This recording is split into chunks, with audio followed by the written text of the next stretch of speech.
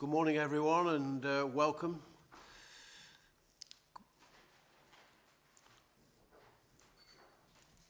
Monday, February the 12th, Staffordshire Police Fire and Crime Panel. Today we'll be focusing on the fire service. The Commissioner and his team are here today to help us through this piece of work. So if we could look at the agenda, please. Item 1, apologies. Thank you, Chair. We've received apologies from Councillor Elson, Councillor Lowran, who sent her substitute to Councillor Barron in her place, and Councillor Maycock. Thank you. Item 2 on the agenda, declarations of interest. Are there any? No. Decisions published by the Commissioner, none taken, none to report. Questions to the Commissioner from members of the public? We have none. So item 5 on the agenda, proposed fire and rescue budget and the precept for 2024-25. Over to you, Commissioner, please.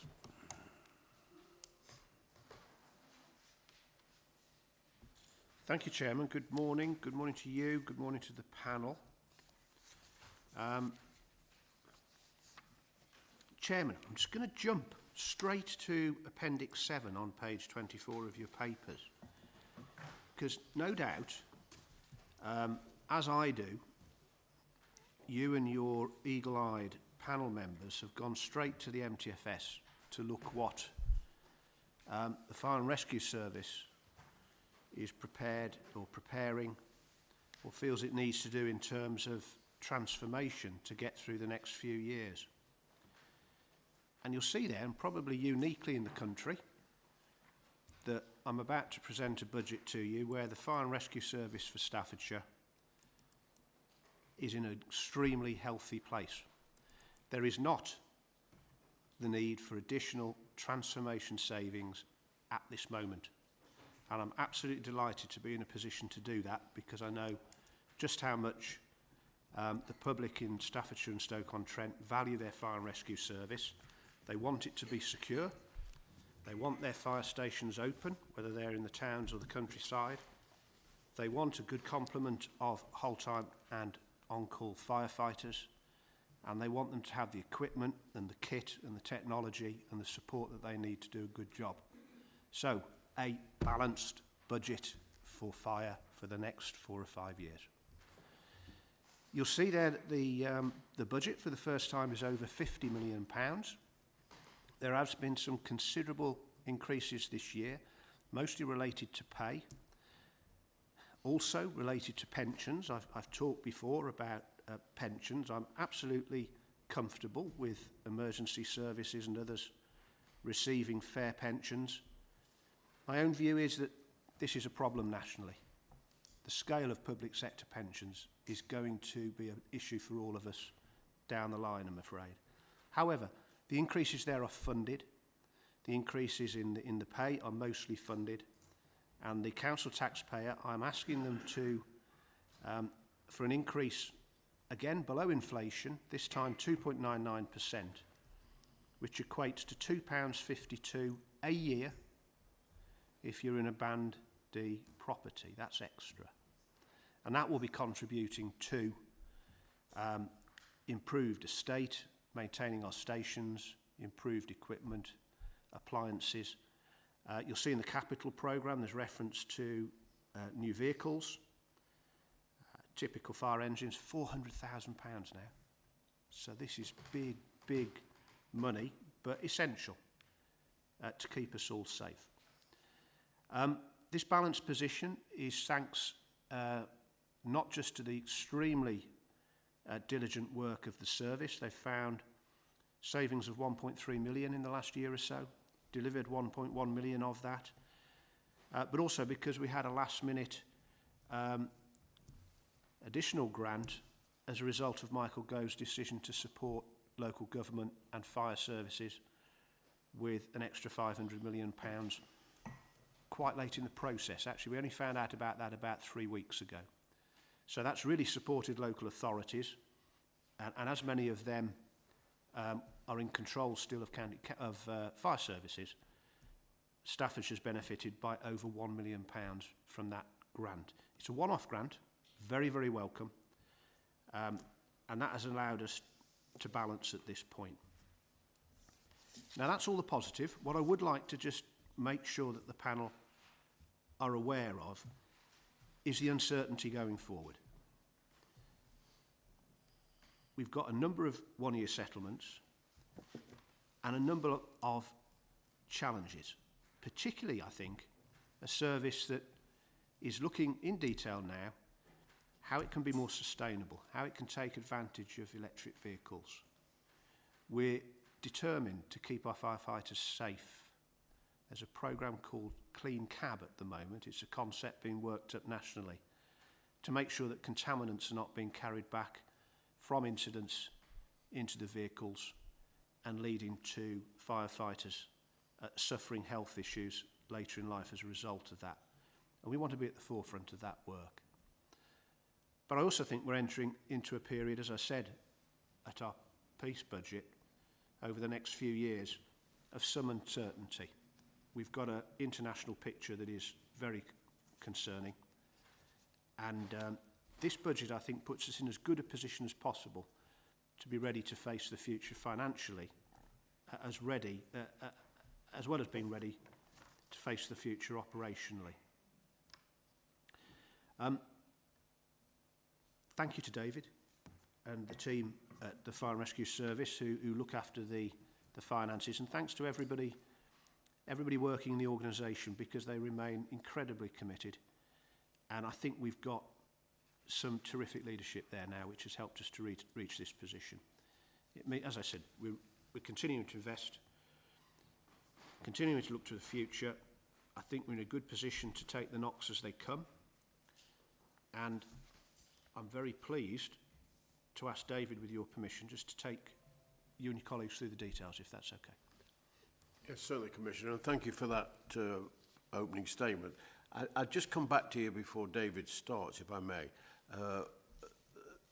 Everything you said we take on board and recognise, but I think there is not uncertainty, I can't think of the right phrase to use, but the industrial relations front. Now that year on year, moving forward, must be something that needs careful management and could undermine your plans if there's any significant industrial action or significant increase being demanded, being requested. So what's the view of industrial relations at the moment?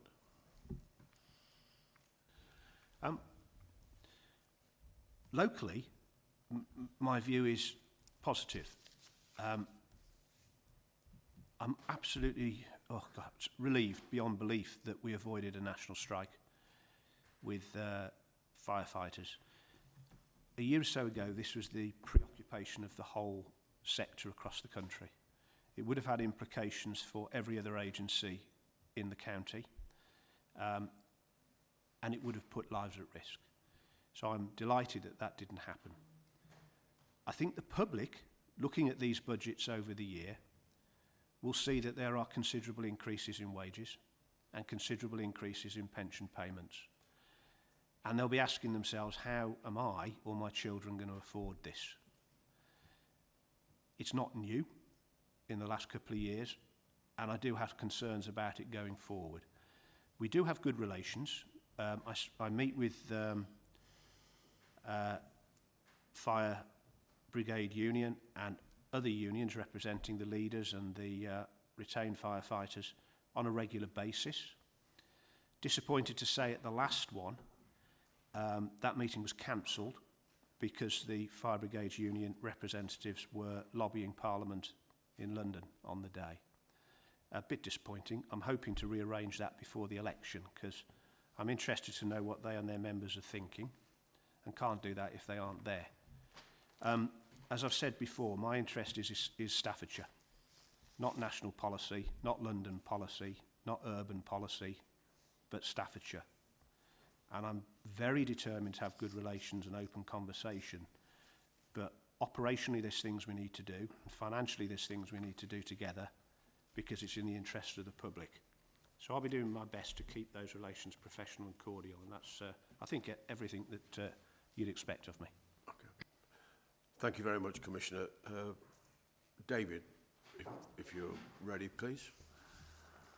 So thank you, Commissioner and Chairman, and good morning to the panel. So as part of the commentary I'm going to give you today, I'll cover off aspects of all four of the main papers, but of course I'll be focusing on the assumptions, the main assumptions that are contained within the medium-term financial strategy and of course the budget. But that main paper is then supported by, we've got the Treasury Management Strategy, the Reserve Strategy and also the Capital Programme Strategy with all of the detail. So happy to dip into any of the detail of any of the particular papers, but I'll cover off many of the areas in summary today. And I think, just picking up on one or two of the points the Commissioner's made, setting the budget in the MTFS this year, again, has been challenging. We're on a backdrop of where inflation levels, although they're reducing, are still at high levels. We've got a lot of economic uncertainty, political uncertainty, and a further single-year settlement hasn't really made planning easy. It is quite difficult, and this volatility means that we're not going to get all the assumptions right as we move into the medium term. But I believe that the assumptions that we've got within this budget and MTFS are robust as possible at this time, given those uncertainties. So Chairman, just to kick off really, quick update on the current year position. So the financial position as at the end of December for 23-24, importantly, is in line with budget. We have delivered savings this year as part of the Prevention and Protection Review, where we've held vacancies during that review. We've also seen additional Section 31 grant and higher interest receipts from the cash that we hold. So all of that has resulted in a lower utilisation of reserves. This positive positioning here has also helped support the improved financial position and the picture that I'm presenting to you today as part of the medium term. And I think, just to echo what the Commissioner says, I'm very pleased to present a balanced budget position to the panel for the coming year 24-25. And really importantly, probably pretty much a first for me actually, to report a balanced position into the medium term, which is very positive. So the budget proposals presented to the panel today is for a revenue budget of just over 50 million, so £50.1 million, and it's actually aligned now to the final local government finance settlement. And whilst the final settlement that we received hasn't impacted on the overall figures, there have been some small changes to the special services grant and the funding guarantee that we received as part of the provisional settlement. So if I could just go through one or two of the key elements with the panel, if that's okay, Chairman, with regard to the budget. So firstly, the proposed increase in budget is for a Band D council tax of 2.99%, which is an increase of £2.52 or 4 pence per week. And that increases the Band D council tax to £86.77. So this is a 2.99% increase, so just below the 3% referendum limit that's been set by the government for this year.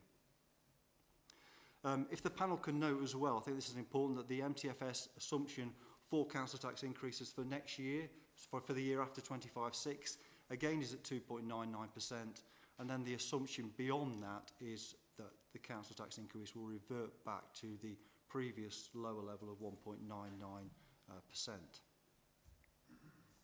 As the Commissioner says, overall, the proposed increase in council tax remains below the level of headline inflation, as it did also when we set the budget for the current financial year. Now, the Commission has also said that whilst the proposed budget for next year does not include any material transformation requirement, I think it's important that the Commissioner will continue to review transformation options that will help to support the development of a new integrated risk management plan for the authority and the service as we continue in our journey to try and improve efficiency and deliver improved productivity. The Chief Fire Officer, of course, will continue to seek to look at ways to maximise the use of resources and how these key resources are aligned to risk.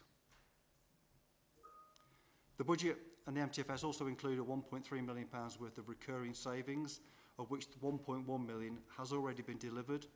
And this is the culmination of a significant amount of work undertaken by the Transformation Board that's been led by the Deputy Chief Fire Officer, Glyn Lugeney. A transformation tracker has been developed as part of that process and has been regularly reported through to the Strategic Governance Board, which is chaired by the Commissioner.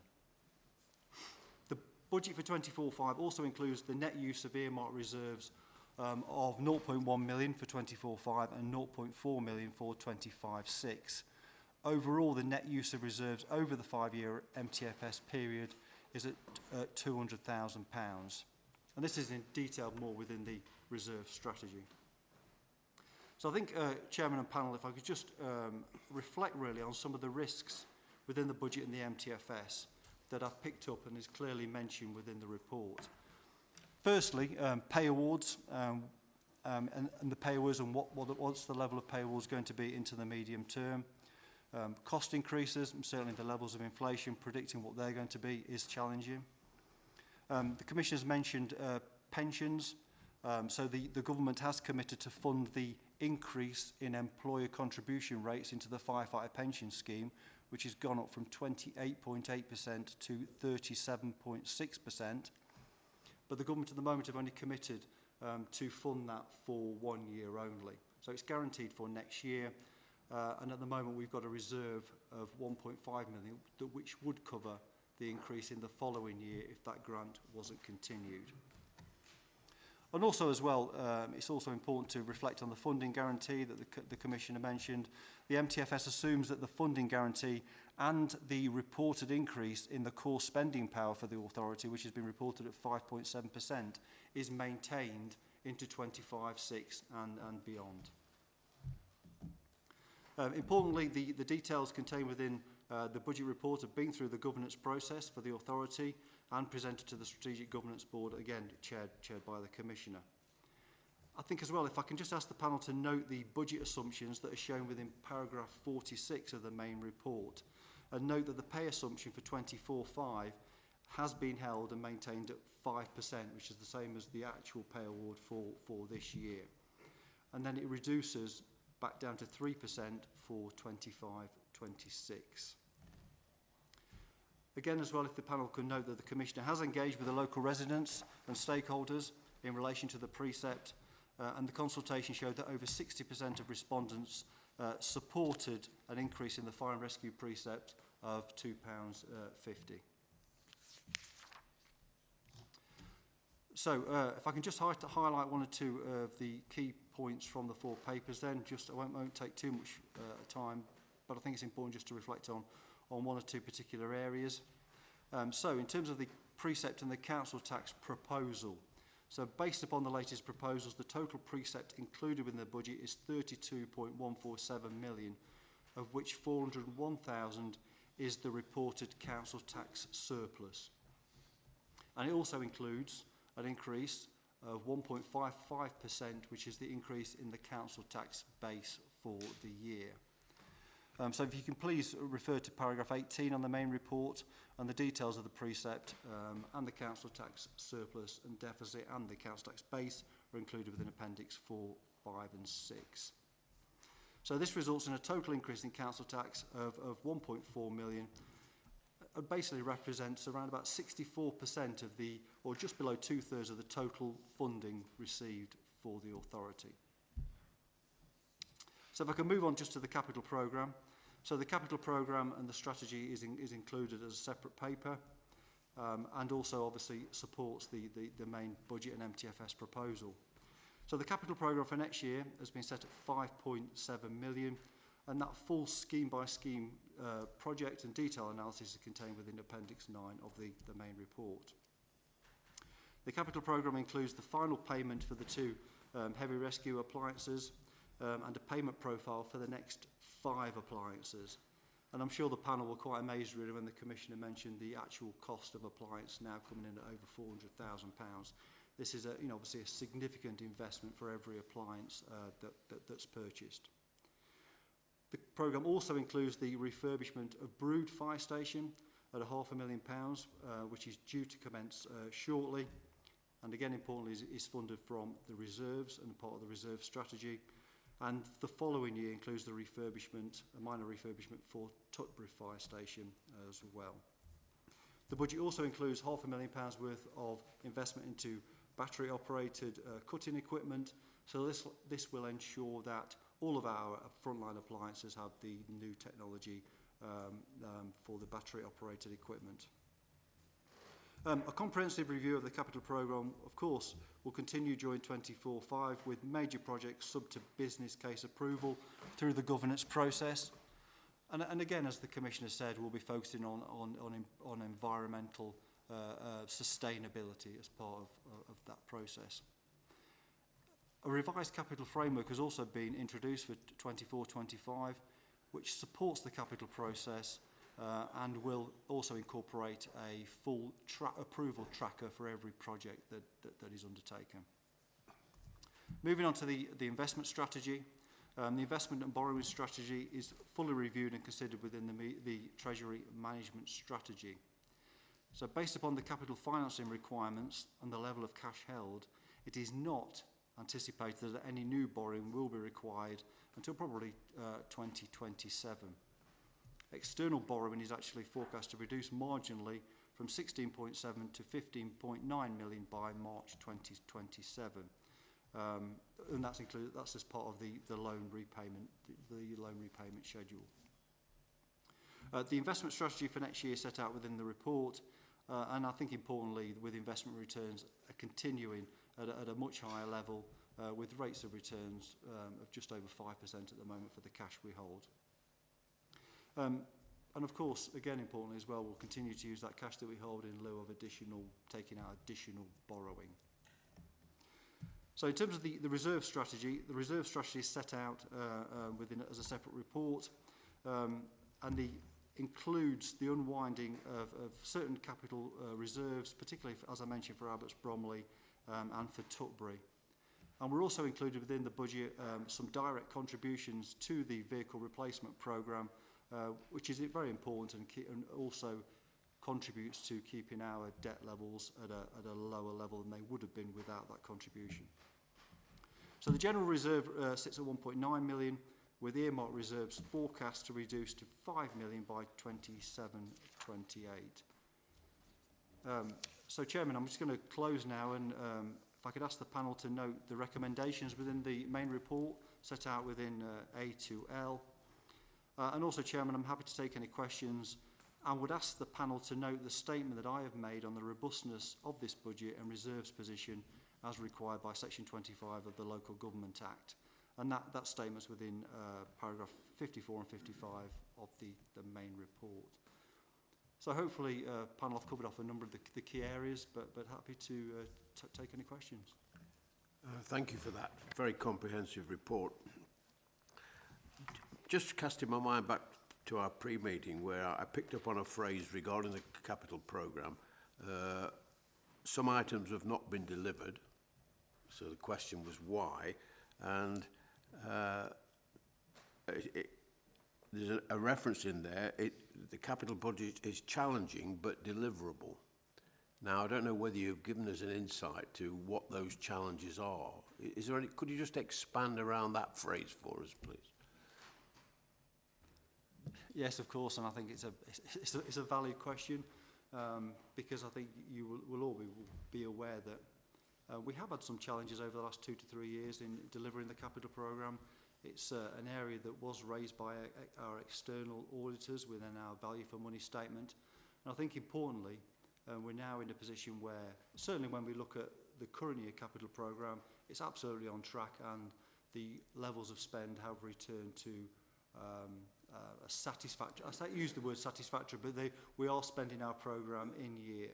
Now, if I reflect on some of the issues that we've had over the last 2 to 3 years, yeah, where do I start really? You know, obviously coming out of COVID, the issues with Brexit and product availability, and a number of issues that we've had just really securing products and delivery dates. So we have seen some slippage, but I'm confident that we're now back on track, and we are seeing, we've taken delivery of the 2 aerial ladder platforms. We've got 2 heavy rescue tenders that are due very shortly, and then we've got a further 5 appliances that we're ordering as part of our programme. So I'm confident that we're back on track.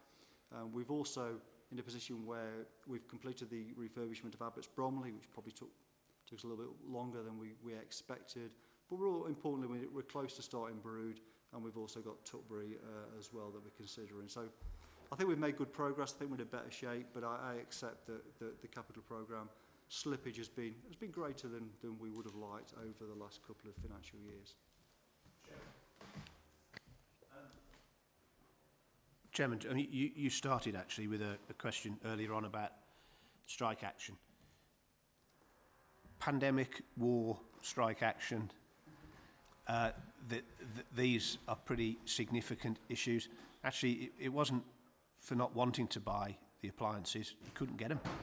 You couldn't get them. They just weren't available. The parts weren't available. The product wasn't available. Just as a number of members of the panel will have had trouble buying cars and things like that in the last few years. The other thing that David hasn't mentioned there is we've just had a restructure of the estates team, which serves both police and fire, because I'm very anxious that the other projects, particularly around shared estate, where police are taking some space in fire stations, also progresses at pace now, because that's been delayed beyond where I wanted it to be as well.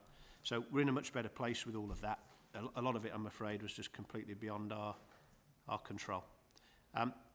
Just on the estate, I think it's worth noting that we've got terrific estate here.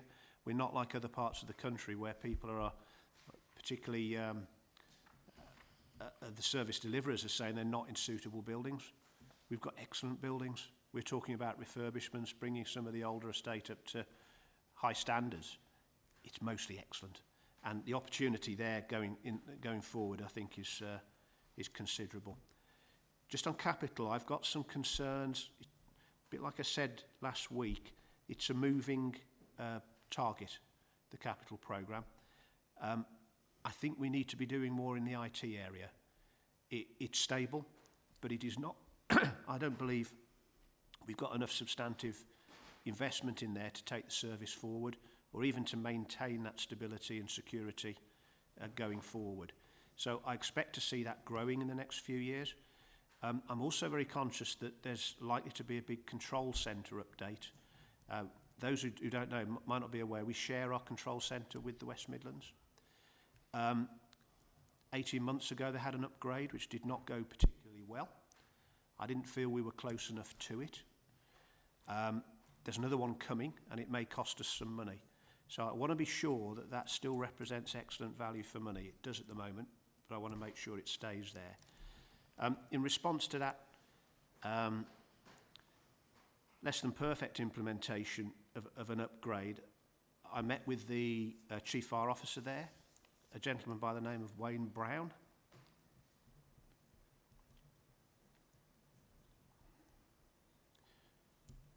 Oh, goodness.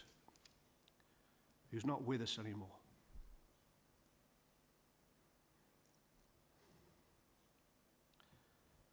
Anyway, we're going to maintain that relationship, and I'll be keeping an eye on that as part of the capital programme as well. Just pass my condolences on to everybody there, his family, his friends, and everybody at West Midlands. Right, thank you, Commissioner. Charlotte Atkins in a moment, if I may. Just one point on the, if I could use the phrase, on the transformation of the fire service and the aspirations that you've shared with us today. I'm sitting here thinking the progress, the pace, excellent to get to this point. Am I getting a sense that pace will continue to get these changes in place? Or are there any restrictions on the budget that could see it? I've tried to allude to that earlier. I get a sense that the finances may slow the pace down. Is that a wrong assumption, do you think? Yeah, if I'm re-elected, we're certainly keeping up the pace. and there's a senior leadership team here that know what they're doing. This service is fine, and it's going to be fine as long as we keep going as we're going. It's too important not to. Thank you, Commissioner. Charlotte Atkins. Yeah, am I right in assuming that 2/3 of the revenue budget is taken up by pay? Is that right? Something like that? So broadly, so just under 70% is pay, yeah. Yeah. So therefore, I mean, I see in the budget, obviously, you're budgeting for a 5% increase. I mean, what are your sort of contingency arrangements should pay rises go above that? I mean, obviously, I'm not even talking about pensions, but clearly pay could go above that depending on what's happening with inflation, because that is a significant part of the revenue budget. And I see that obviously in future years you're talking about a 3% pay rise, which, if inflation doesn't come down to the sort of OBR expected level, then we're probably talking about pay rises above that. So for one, I mean, you'll know this, for an increase of 1% over and above what you've budgeted for, what sort of figures are we talking about in terms of the impact on the revenue budget? So just to respond to that, Chairman, so thank you for that question. So, and it is a good question. It's a question that we've had quite detailed discussions about during the budget and the MTFS setting process. And it's a difficult one because we're trying to actually make assumptions around what's going to happen. And in the next I think it's difficult enough to assume, to try and estimate what's going to happen next year. And just to give you an idea, there's been quite a lot of conversation, discussion around pay award levels for next year. And at 5%, we're actually probably the higher end of what fire and rescue authorities generally are assuming. Because inflation has been dropping, a number of authorities have dropped that assumption down to 4 or down to 3%, in fact. And whilst the level of inflation is reducing, we've got to look at history, we've got to look at the fact that there was a 7% award in 2022, a 5% award in 2023. So where's it going to land in July of this year? We're sort of saying it's going to be 5%. If it's more than that, if it's 6%, then that's another £250,000 broadly that we've got to find. Now, where would that come from? We've obviously got a reserve strategy, so we have got some reserve. The reserve strategy does incorporate areas for some of that uncertainty. But if the pay awards do continue to come in at a much higher rate for a period of time, then that, of course, will give us pressure into the medium term. Now, the other part of the equation is around council tax, and obviously that's around the Commission's decision. But we've assumed that council tax drops back in line with the pay. So the way we generally do it is if we're back to a 2% council tax increase, we've dropped the pay down to 2% to balance them off. So I would hope and I would estimate that if the inflation rates do continue to be high and the pay awards are higher, then the council tax referendum limit will also reflect that higher level. But it is a risk, and I think as a point as I made out at the start, the assumptions are difficult. What I'm not aware of is whether you're carrying vacancies at the moment among the workforce, whether it be frontline or back office staff. And obviously, if you are carrying a number of vacancies, then of course the pay award becomes even more important. Yeah, it does. Yeah. So in terms of vacancies, we just reflect as part of the budget setting process. I mentioned about the current year performance. So we have been carrying some vacancies for prevention staff. That review has pretty much now been completed, and we've got a saving of around about £300,000 that's been incorporated now as part of those overall transformation savings. So that's quite important.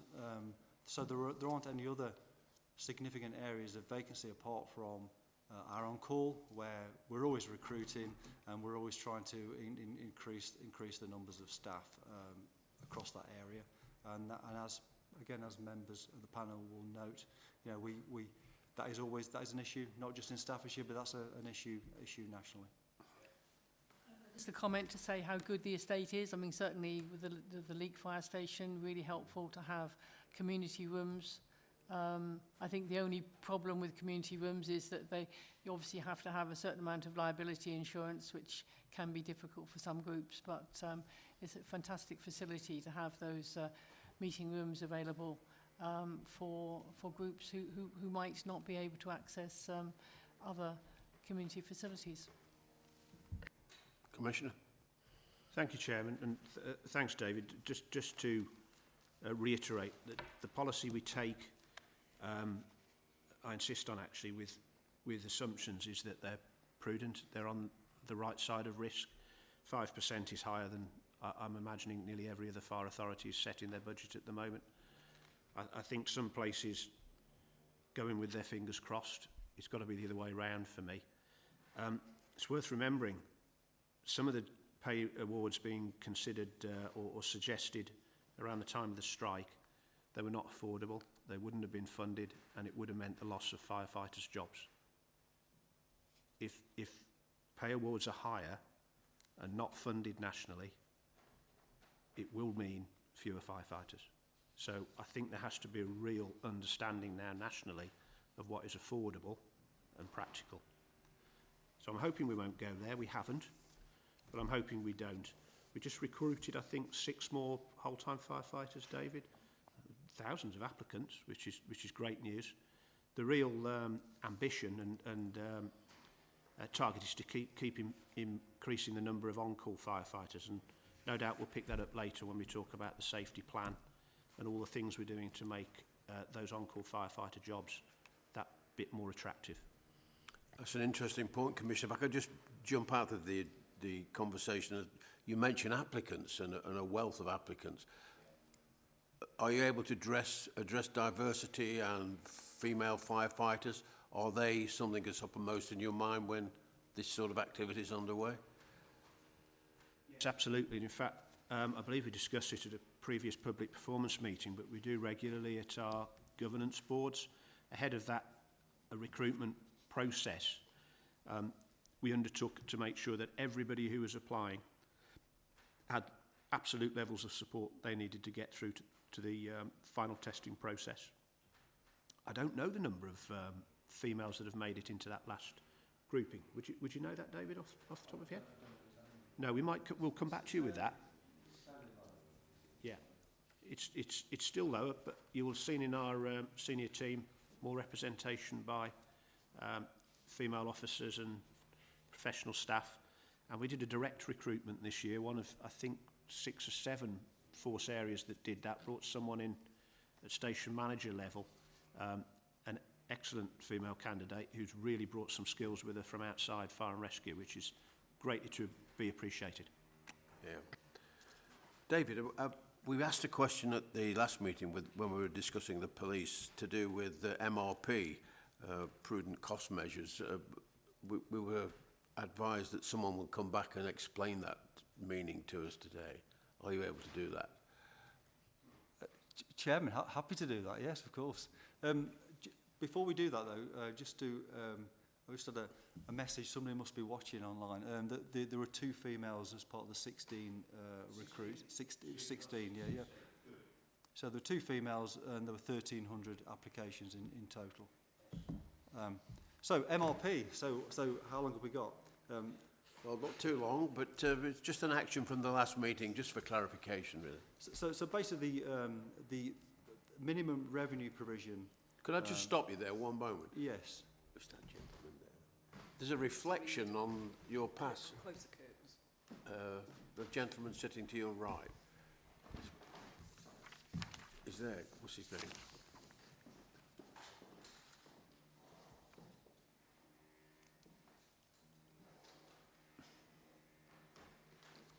Fine, thank you.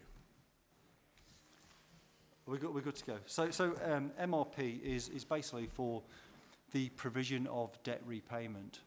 And I think the panel you might have picked up previously, this was historically within the public sector was set at 4%, but we now do it differently, and our minimum MRP policy set out within the capital strategy within section 9 So the way we do our provision for debt repayment is on an asset life method basis. So, for example, a new fire appliance at £400,000, we provide for the repayment of that debt over a 15-year period, and that provision's put through the revenue on an annual basis. So it's a bit like so basically it's just a methodology to ensure that the debt that we've got, we are providing for that repayment over the life of assets that we are purchasing. Thank you. Does that make sense? That's an answer, thank you. I understand it, sorry. Well, yes, we value your experience contribution, thank you. Colleagues, any more questions? Thank you. Yeah, thank you. Just a question really on page 24.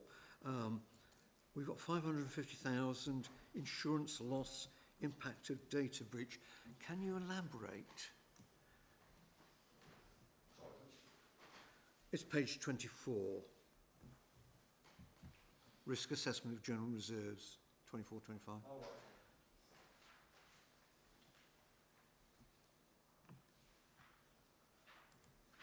Sorry, Chair, I've got Appendix 7 on page 24. Yeah, sorry, Appendix 3. My apologies. Page 24, Appendix 3.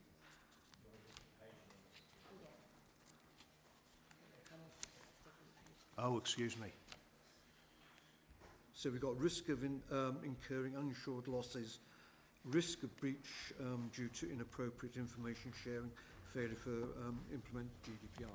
That's in the general. Yeah, that's in the general reserve. David, would you mind? Yeah, it is. Yeah, so that's just basically a provision that if in the event of significant data breach and the authority being fined for a significant data breach, then we hold a general provision. And I think it's important for members of the panel just to know that this general reserve assessment, it's picking up some of the it's picking up the high and medium risks that we hold that we don't provide any general provision for within our account. So should, in the unfortunate event of there being a significant data breach, and we were fined for that, then we would have a general reserve to cover that. Now, I just find it quite strange, actually, that there is a reserve of that value. One would have expected it in other organisations that you wouldn't have that in terms of your budget, because you would have taken actions to prevent. Chairman, I'll take that comment and reflect on it and review it. I think as we move forward, it's a fair comment. Yeah. Okay. Councillor Cox. Thank you, Chairman. Appendix 4, the council tax surplus deficit by authorities. I'm trying to come to how the figures. I mean, I appreciate they're from the different authorities, but there's from the surplus to the deficit, there's quite some considerable differences. Stafford 21, then for 22-23, 23-24 it goes up to 109, then 24-25 there's a deficit of 6,000, yeah, and Stoke we start off low and it increases extremely high, which obviously in terms of then the overall variation gives you not a great issue to be looking at. But what happens if those assumptions don't occur? Then you've got possibly a big variation that doesn't balance the books. Chairman, yeah, Councillor Cox points out quite an interesting. This is one of the reasons that we can't finalise the budgets until relatively close to the date, is because we don't know the exact council tax forecast from each authority, and there are some interesting variations this year. A really positive additional amount of council tax being paid by Stoke-on-Trent and some other areas which are quite surprising. I think we've got to be careful perhaps not to draw too many conclusions here as to whether households were in some areas a little better off than they might have been in previous years, or whatever the actual situation is. I do wonder, and perhaps David could help all of us here. I know Stafford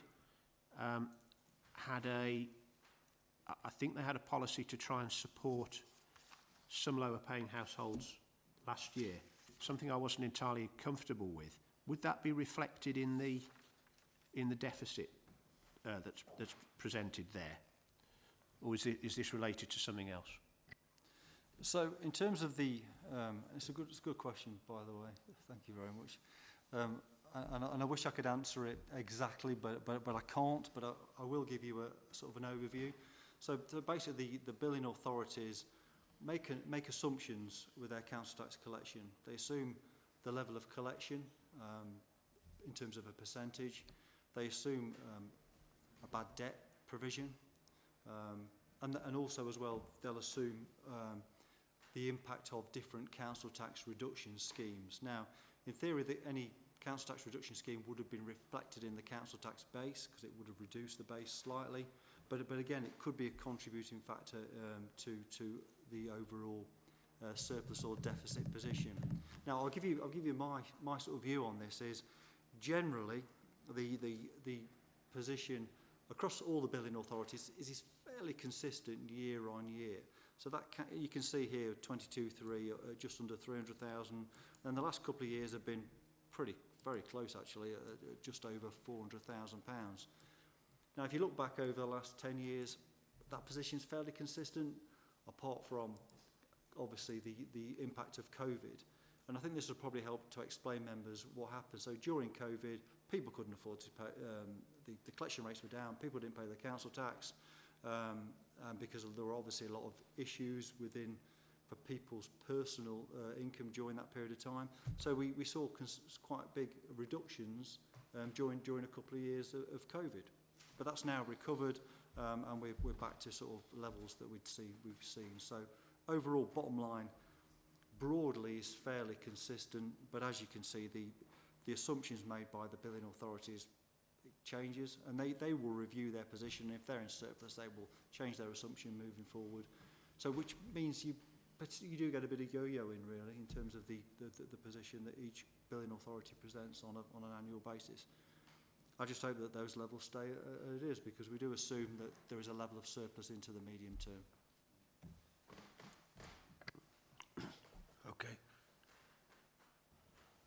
Yeah, I get the rationale behind it, and it's probably not as easy to predict, but those variances are quite considerable in some cases. So it might be something that we need to drill down and try and get some consistency.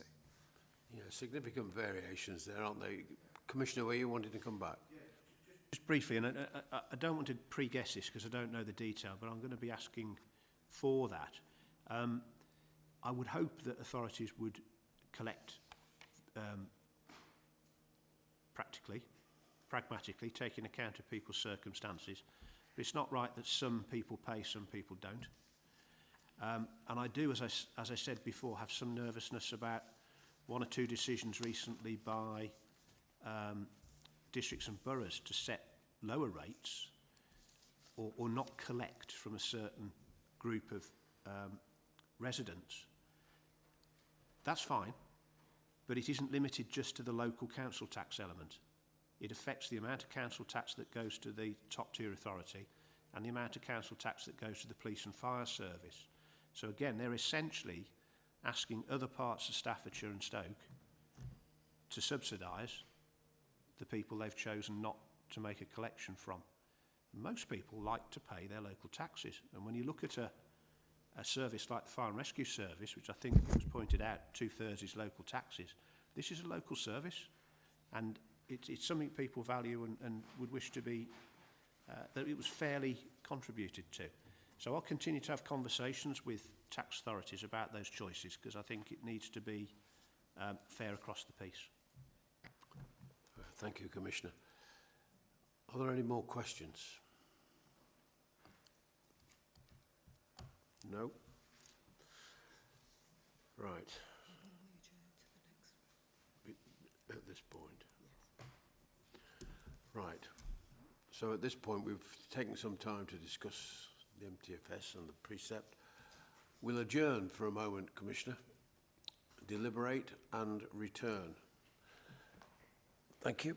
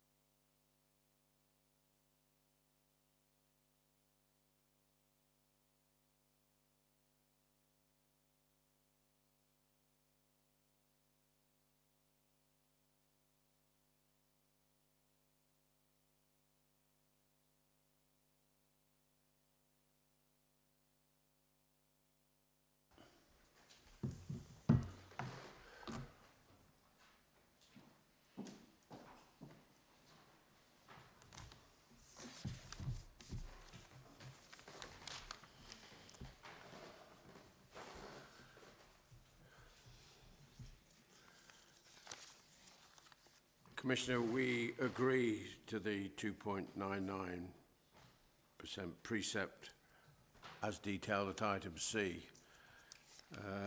And we've also noted items D to L on the paper that you was submitted to us.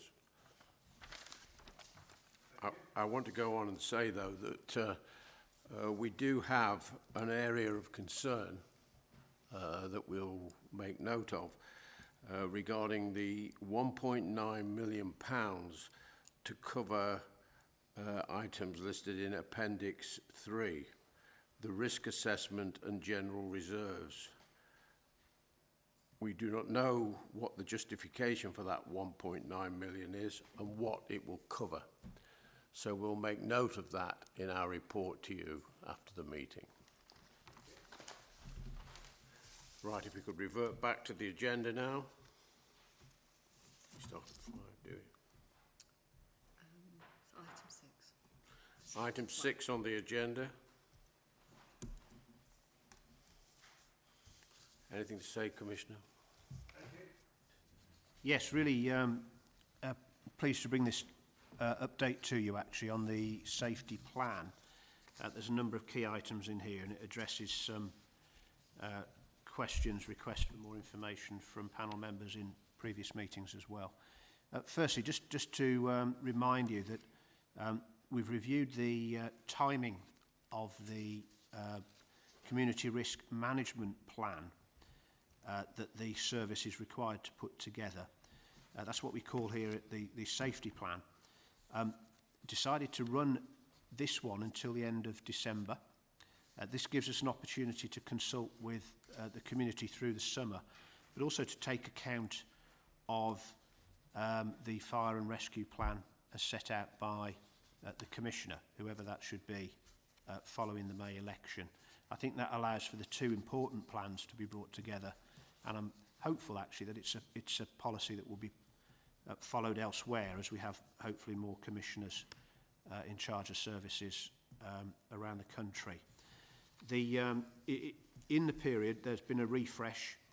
You'll see in item 3.6 there's been a number of changes. The key thing about this document is it's where the service makes its professional assessment of risk, and in doing so those sorts of their decisions are what govern the operational delivery of the service, and it gives an opportunity for the public to be made aware of the risk considerations, the reality of risk actually as well, and what that might mean for location of service and the number of teams and the nature of teams, shifts, etc.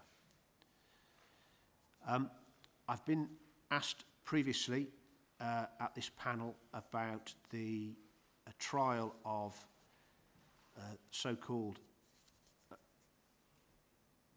threes for on-call staff, and there's a really helpful summary of where we've got to as at the end of January.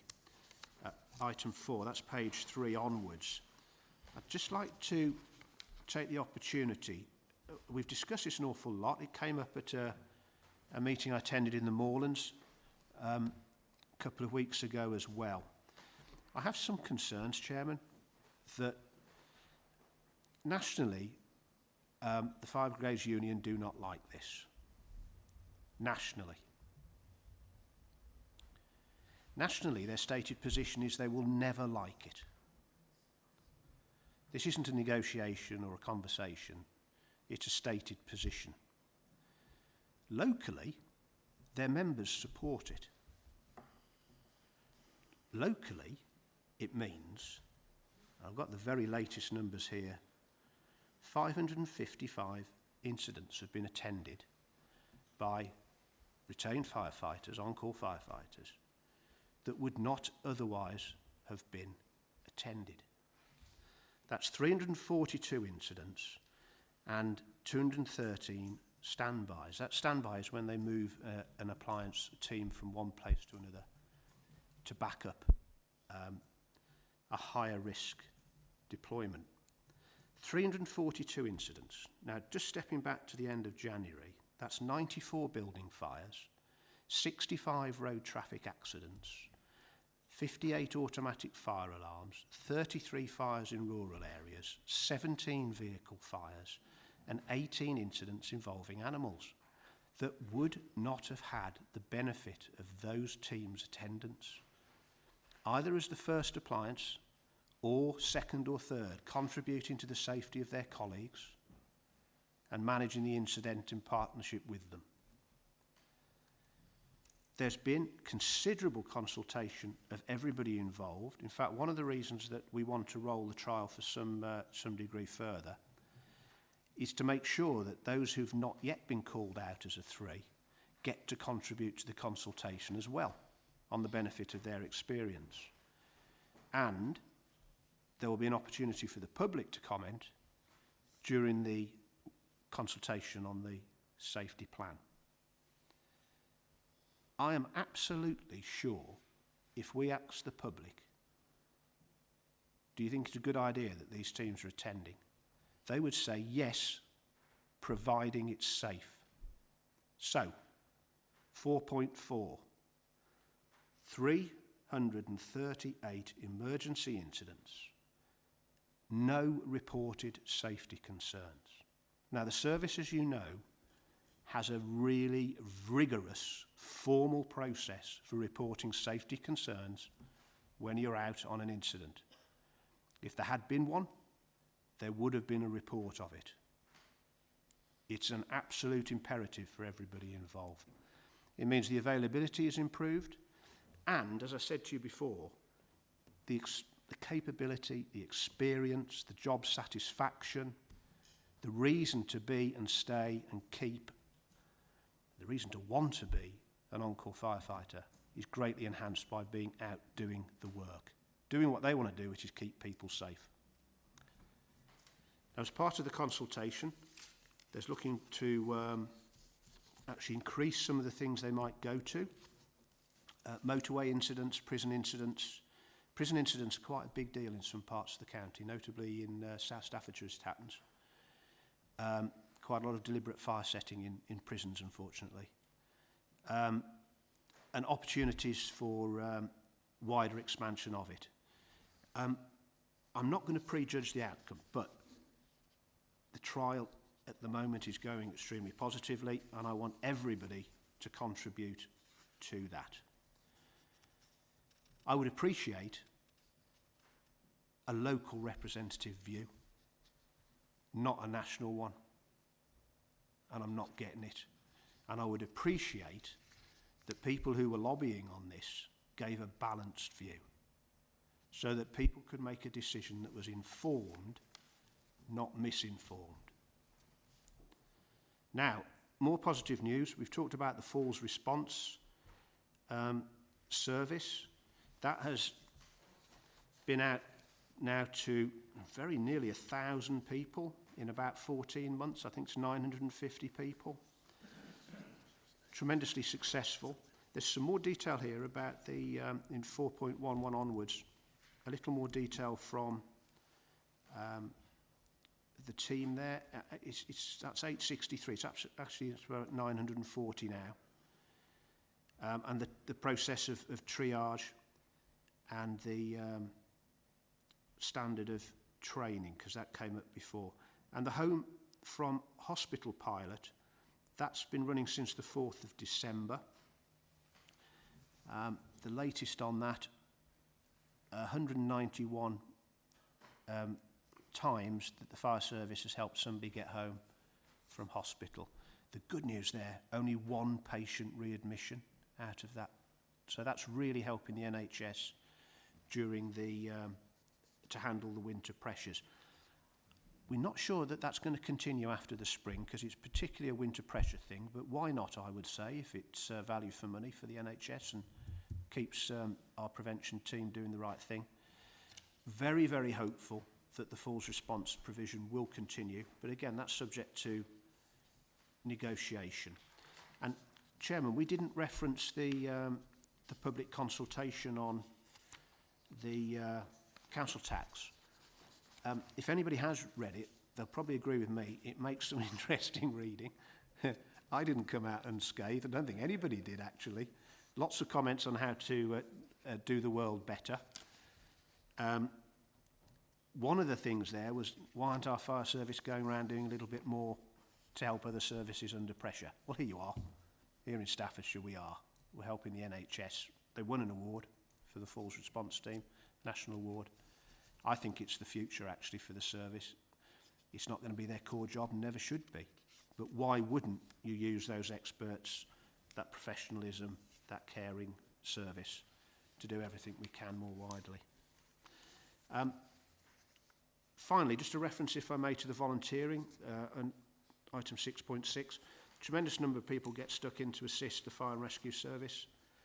They do a fantastic job. There's a reference there to our education teams that deliver the safe and sound training into schools. The Prince's Trust, which is also a good programme. And finally, very importantly actually, because the timing is now, an update on our HMI, that's His Majesty's Rescue inspectors. They'll be coming in fact they're in now, inspecting as part of their main review. You can see the items there they listed as not good enough last time, made good progress on them, and looking forward to a really thorough inspection. I'm disappointed in a way. They won't be reporting it before the summer. I'm very, very confident that the outcome's going to be good. But my job is to make sure that this has had rigorous oversight. This tracker that you can see the pictures of here indicates just how thorough and open and transparent that is within the service. Every task is owned, and I think HMI will see that this Staffordshire Fire and Rescue are absolutely going in the right direction. 7.9 mentions a thematic inspection. This final bit in this paper, my Chief Executive Louise and I have taken considerable interest in misconduct culture in Staffordshire Fire and Rescue, mostly because of concerns elsewhere in the country, which are disturbing. HMI asked if we would be part of a thematic inspection. We won't be individually marked on that. We have had a debrief. I'm not at liberty to say too much about that in detail, other than to say I'm not worried. As a result of that, I'm greatly reassured actually by the thematic inspection. However, you can see there the amount of work that the service has been doing in terms of encouraging people to make complaints, encouraging people to bring issues to the attention of the senior leaders and in fact their line management. And Louise and I will continue to keep an eye on every individual case because we think it's important and the public would want to be reassured that we are doing that in partnership with the service. So there you are, Chairman. That's the update on the safety plan, a pretty robust update on where we are. Thank you, Commissioner.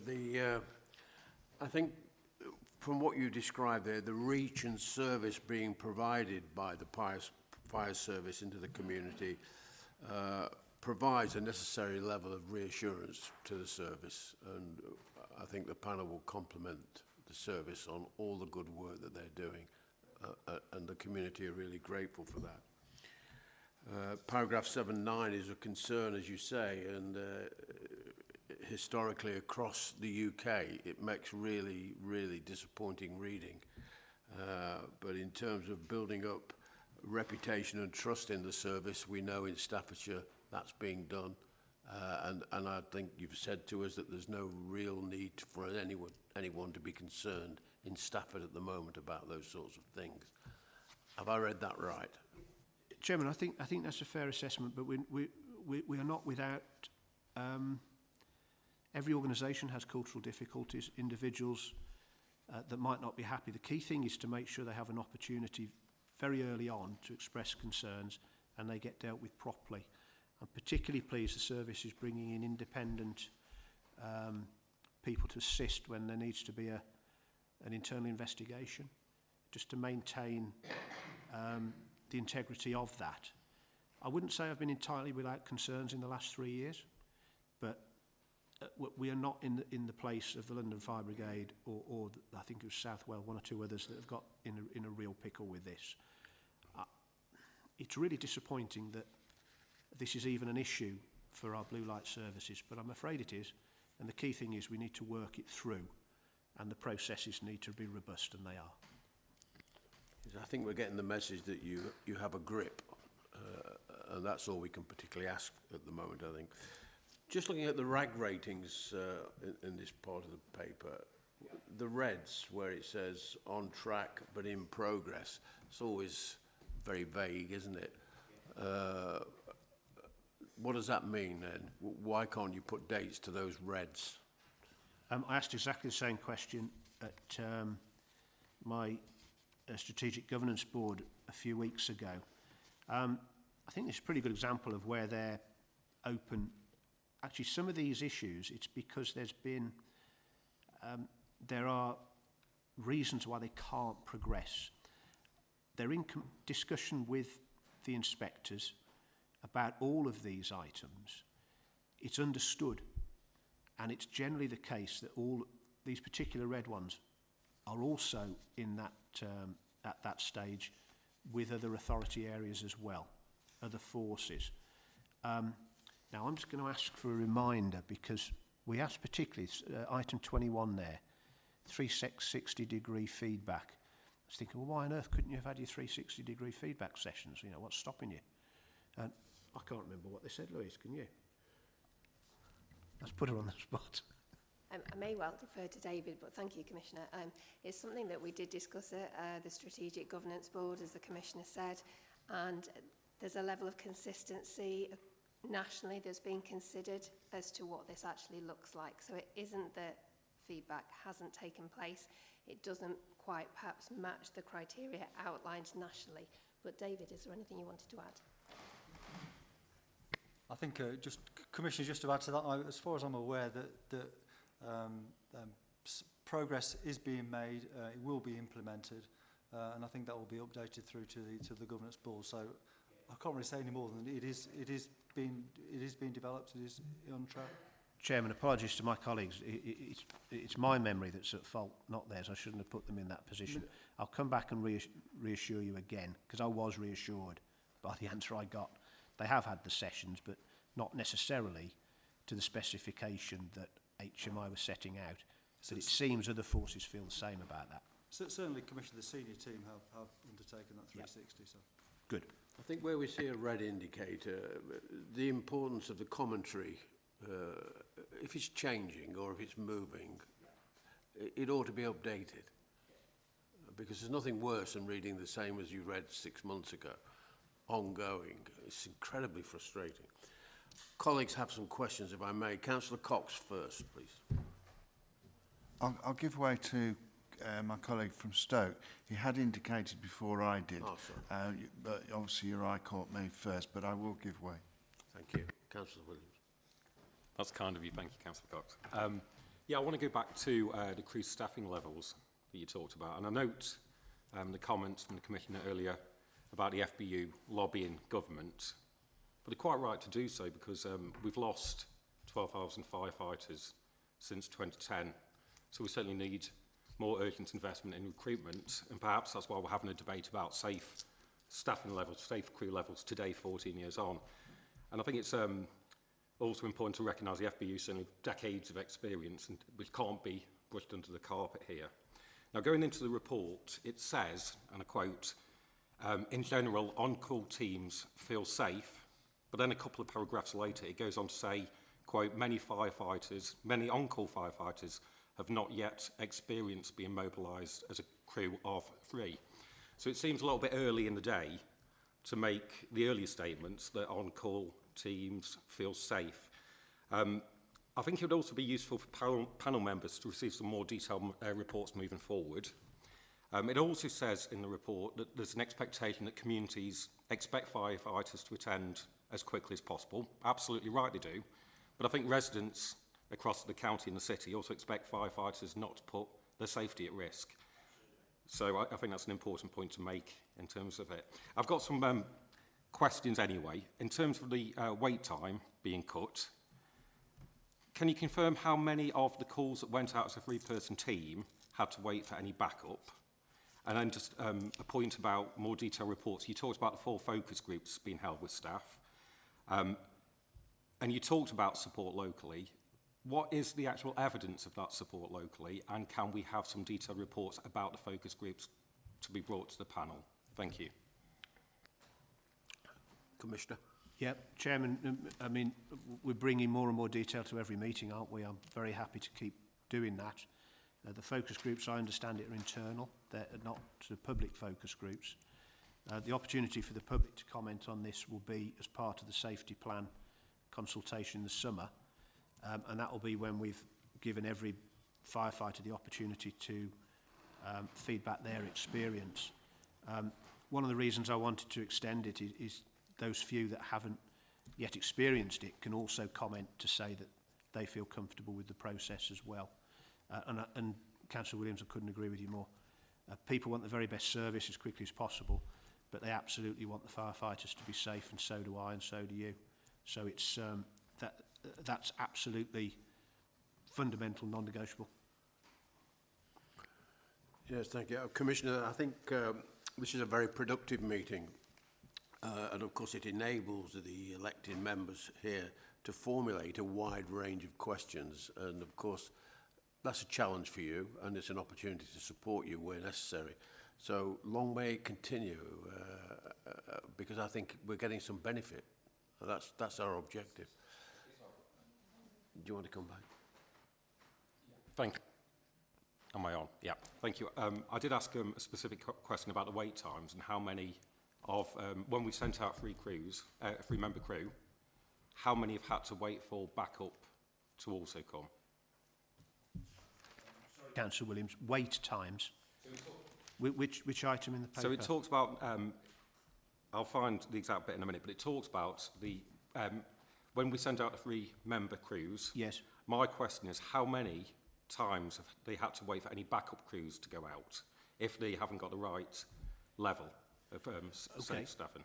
I'll be very happy to confirm that, but my understanding at the minute is if the nature of the incident, and that might include a house fire, is not deemed at the moment suitable for the 3-crew response, it requires a 4-crew response, then that 3-crew team is not dispatched to be the first on site.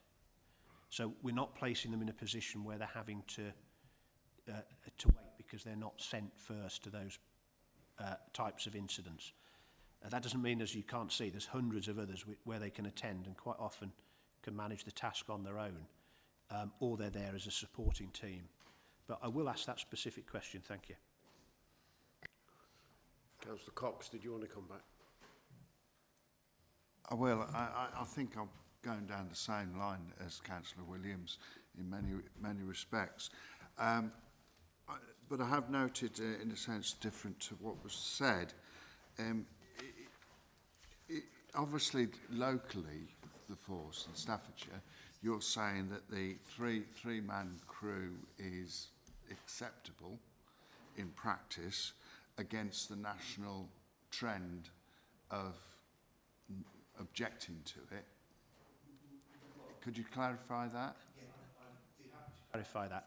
A lot of other fire and rescue service areas have already adopted crews of 3. So the national trend is actually more crews of 3, especially if they face challenges like we do, being a mixture of rural and urban, where you really do need those on-call teams to back up the whole time provision or be there first in isolated areas. So we're not first into this, we're not pioneering. The national position is the national stated position of the Fire Brigades Union. It is not the national position of fire services. They're not quite the same thing, although some organisations would think they are.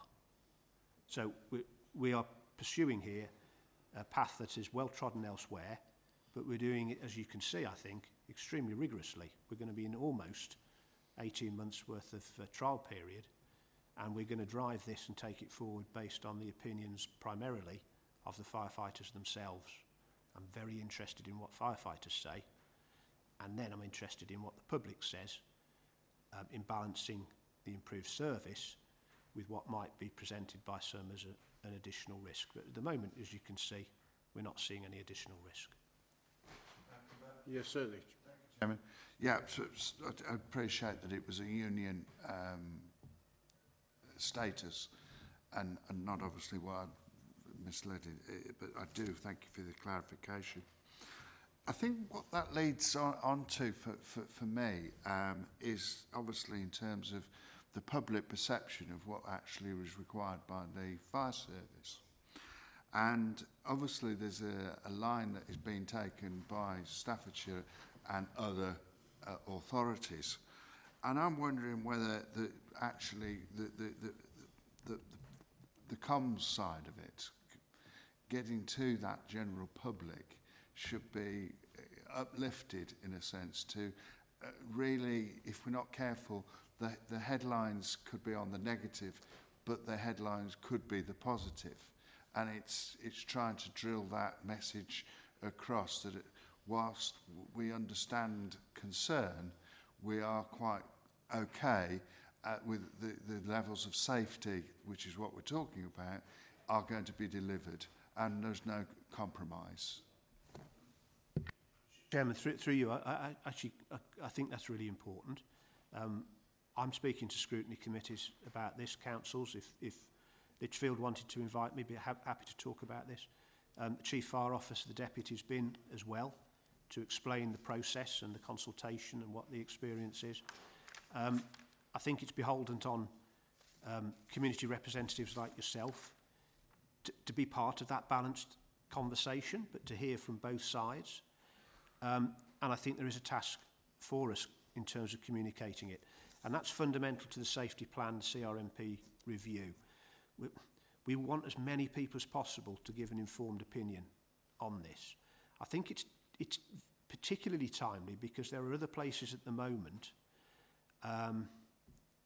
quite a few actually, where the authority for fire is still either linked to the county council and is under pressure because of the pressure on those authorities around social care, for funding, for good stations, etc. And we're seeing decisions being made all around the country about reducing the number of stations or the amount of hours that they're open, the amount of firefighters that they have. I'd really like to avoid all of that if we can in Staffordshire by having a proven safe delivery model. So we're not always going to get 100% availability on the on-call model in parts of the Moorlands, South Staffs, Lichfield even. It's just not going to happen. But if we can get it at 60-70% rather than 30-40, that makes a huge difference. So we want to keep working towards these ambitions. And notwithstanding, if you're an on-call firefighter, you absolutely want to be doing the job. You don't want to be told, sorry, you can't help here because you're in a 3, not a 4. There's plenty they can do and do, and it saves lives. Thank you. Okay. Councillor Atkins. Thank you, Chair. First, a comment. When you were questioned at Staffordshire Moorlands, you were being questioned by a retired firefighter. And the reason I think he was very concerned about the 3-man crew or 3-person crew is because he understands the motivation of firefighters. And, you know, if they see people in danger, they will go in, even though perhaps for their own safety they should hold back and wait for backup. And I think he's concerned that if this becomes a more general operational model, that firefighters will go in because that's their motivation. And to tell a 3-person crew that actually they have to wait probably doesn't work tremendously well when you've got people who are very determined to save lives.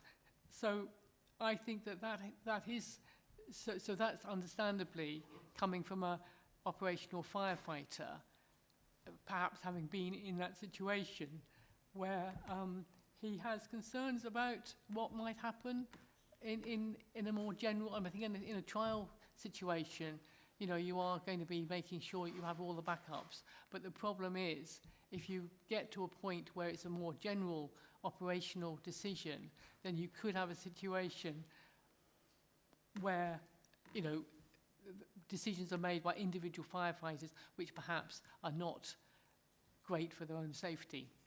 But anyway, moving on to the work that the fire service is doing with the NHS, I know I raised the issue around falls. I see that 85% of the falls incidents did not require further backup from the NHS, which is great. But are we ensuring that with those 15% where it might not be sensible to move the individual, are we ensuring that there's proper training to make sure that someone's not moved if perhaps they've got a broken hip, something like that? That's the first question. And the second question is, given that the fire service is working much more with the NHS, what is the situation at the moment in terms of defibrillators on fire service vehicles? Thanks, Councillor Atkins. I think your colleague at Moorlands, he is a retired firefighter. He's also a regional or national brigade rep for the Fire Brigades Union, wasn't he? So he's clearly getting a view. I'm not sure how in touch he is with the current on-call firefighters that are doing this job, and happy to say that they want to continue to do so. It's the moral dilemma you talk about is the key, and actually that's part of this communication challenge, isn't it? That's a powerful statement. You can present that in such a way that people say we can't even go near it. But if you talk about 500 odd incidents and no safety reviews, that's the other side. And we do have to make judgments, all of us, we do certainly, because that's what we're elected to do, as to where's the balance in the interests of the public there, and I'm sure we will. The response, the prevention team that involved with the falls response, they're trained to FREC level 3 trauma, all of them, and they've all had additional training around equipment, safeguarding, data protection, etc. before they take on the job. And just to remind you, none of these tasks go straight to the fire service with a request for assistance without being triaged by the ambulance service. Now, occasionally they're going to get the wrong information, aren't they, and perhaps send somebody. But I imagine that happens anyway. They might send the wrong type of provision. I know it happens in police and fire. You get to an incident and find it's far more serious than it was presented to you on the phone. My guess is that the 85% picked up with no injuries. Actually, 5% in addition to that are picked up before the falls team even get there. So somebody else has had a go. That 90% are probably absolutely chuffed to death that somebody's been there and got them back into a good position. Please, Commissioner. Just a point, Councillor Atkins, just around the threes. And I'm sorry, I wasn't quite aware of what was discussed at Staffordshire Moorlands, but in terms of, there's quite strict protocols around what threes can be mobilised to. So, for example, if there's a house fire that's well alight, then we wouldn't mobilise a crew of 3 to be in attendance first. So we wouldn't do that. So we're obviously very careful around what incidents the crews go to. And I think, you know, within the report it says that where we are sending crews of 3s out there, they're there 9 minutes and 45 seconds ahead of a main crew. So there's always things they can do for the incident prior to that crew arriving. So I think, you know, in that 9 minutes, obviously they can make quite a significant impact onto the scene that they're attending. Okay, thank you. Councillor Atkins, anything else? Fibs? Yes, you raised that, didn't you, at the local scrutiny. I need to speak to the Chief Officer and come back to you on that information. Sorry, Commissioner. Defibs are on all frontline appliances. All of them now, All are of they? them, yeah, they Fantastic. Okay, thank you. Councillor Leeson?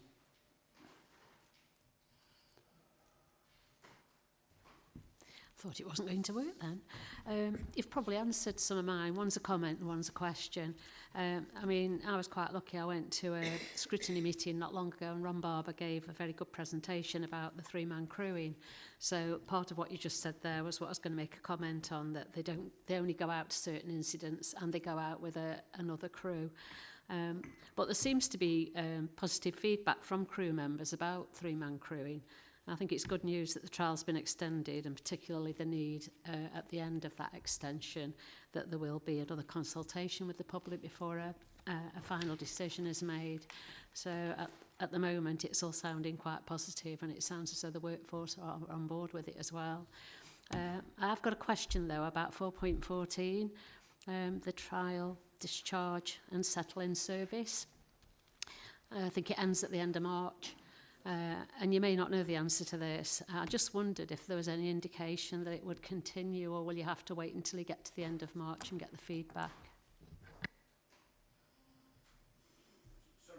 That was the hospital to home? Yeah. That's the one where we've basically been asked to assist during a period of winter pressure. At the moment, it's not certain whether they'll ask us to continue with that.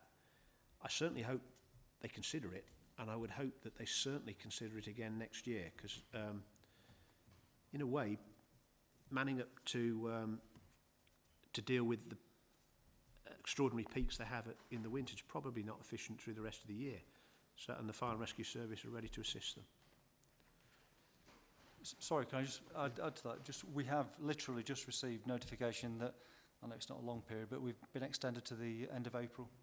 So that's a slight positive. Although obviously we would like to have been extended further, but we've been given a further month.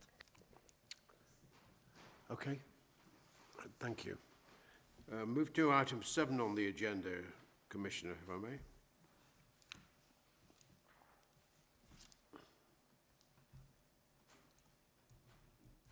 Thank you, Chairman. This is the annual update on police complaints. And again, important that we cover this off here, I think, and I offer some reassurance that this is absolutely something that is a focus for me and my team.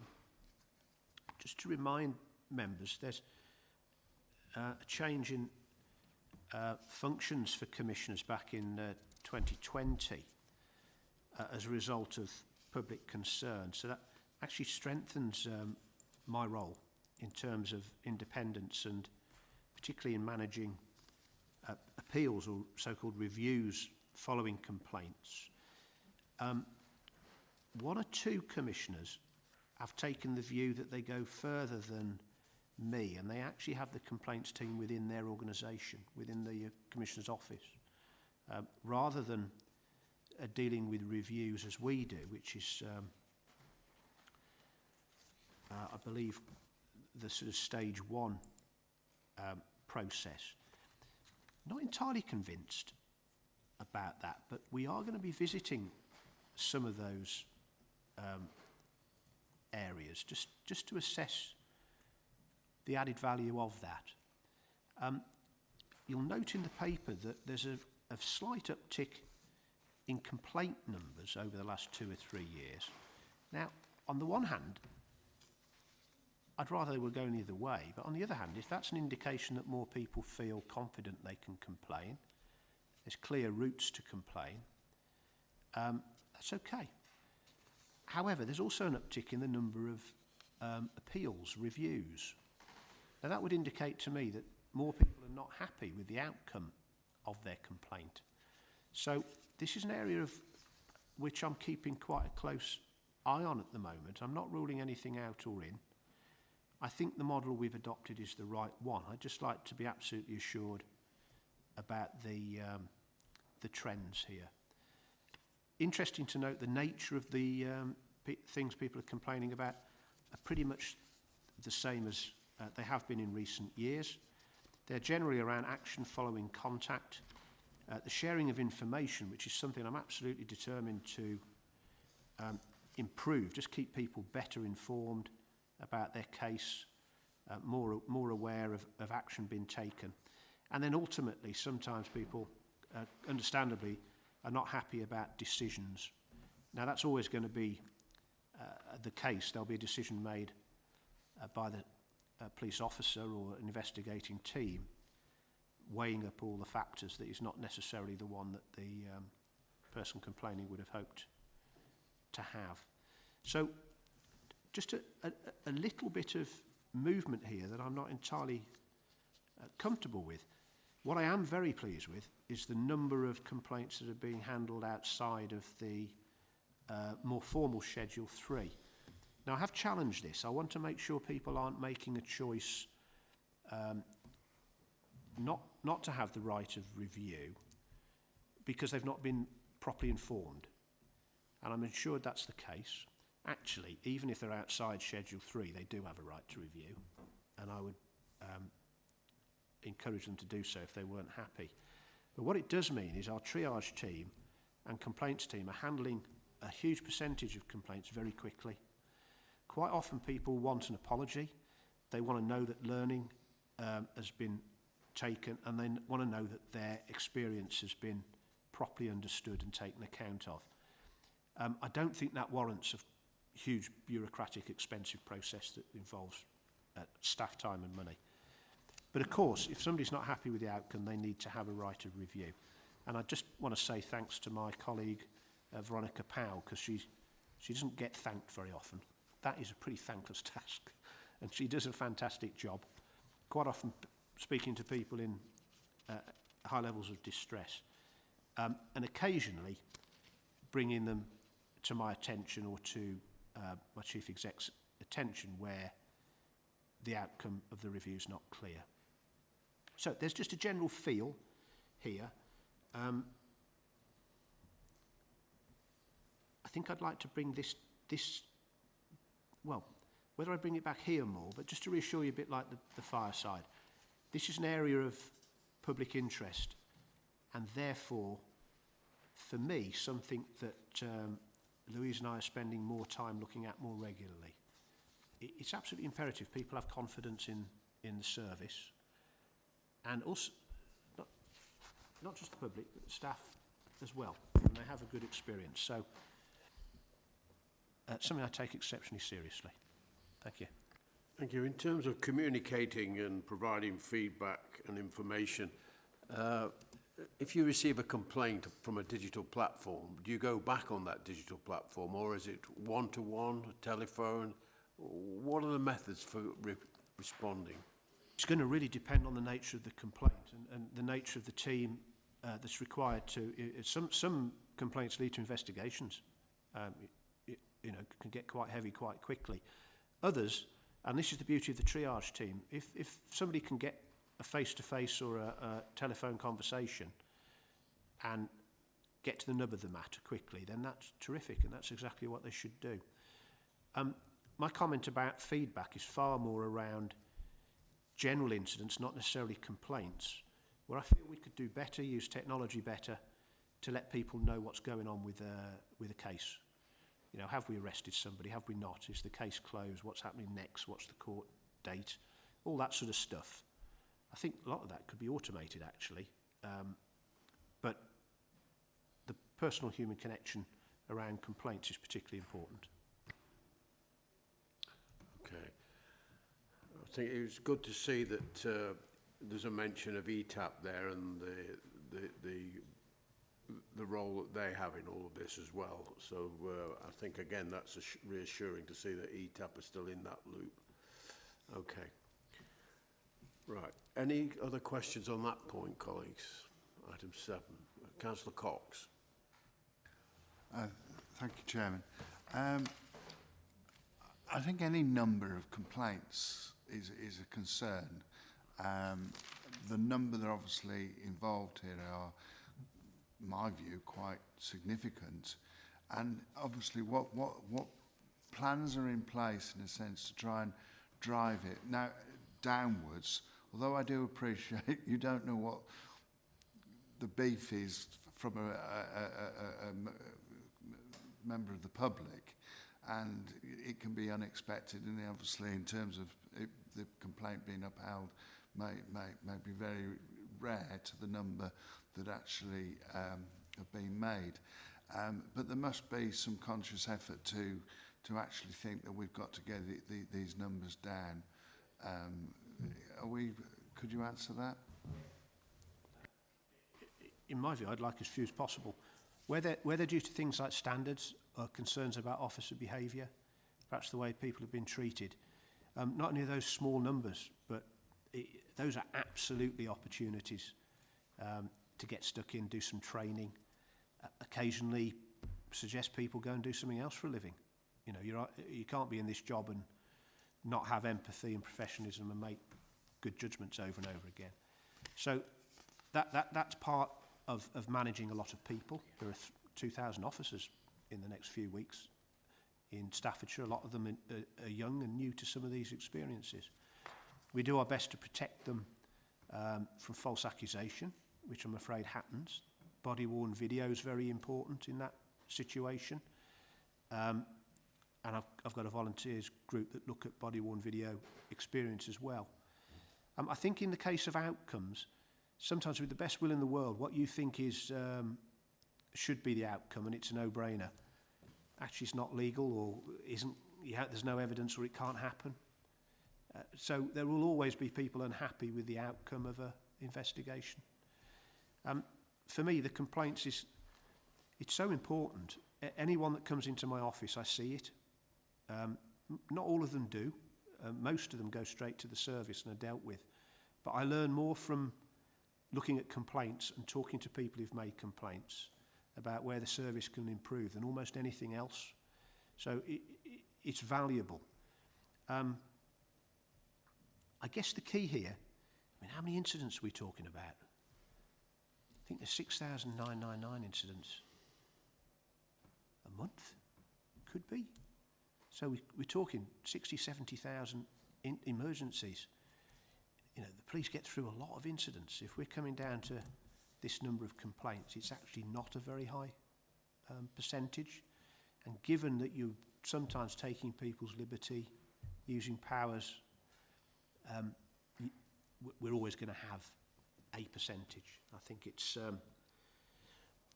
Tell you what, Councillor Cox, the question I would like to answer is how do we compare with similar places? I'm just going to go and ask that question. Councillor Williams. I think the Commissioner was expecting my next question. I was going to ask, it's useful to see the data, but it's not benchmarked data against most similar police forces. So there is a link that you can go into, but then you have to delve into lots of detail on lots of different service areas of where the complaints are coming in. I think it's more a comment than a question. I think it'd be useful in the annual report to see the benchmarking against most similar police forces and the national numbers. And I think it'd also be useful for the panel members to see some examples of where we've taken out learning about where complaints have been received in the past and how the force has then acted on those complaints. So I guess it's more of a comment than a question. Okay, thank you. Commissioner, anything to say? Yeah, Chair, I completely agree with that, actually, and I like the second idea as well. Perhaps it's something we could work into the work programme interim next year, a benchmark and the nature of the intervention where staff have had extra training or been moved on or whatever. I think it's a good idea. Thank you. I always get concerned when I hear someone say complaint. I always try and knock it back by saying, well, thank you for your constructive feedback. That's helpful, particularly in a restaurant. Right. Anything else on item 7? Okay. Item 8 is questions to the Commissioner. We've spent some time with a lot of questions, but Councillor Leeson, you have a question? It's just a question about the firefighters' pension scheme. And I'd seen where retained firefighters, they're looking at them joining the scheme with retrospective effect. Do we know when the second options exercise is going to take place and when we'll get an update about that? I'm delighted to say somebody who knows more about pensions than me is here. This is a minefield, but David... So, thanks. It's a very good question, and I'll try and answer it as easy as I can. So the second options exercise is ongoing. It's already started.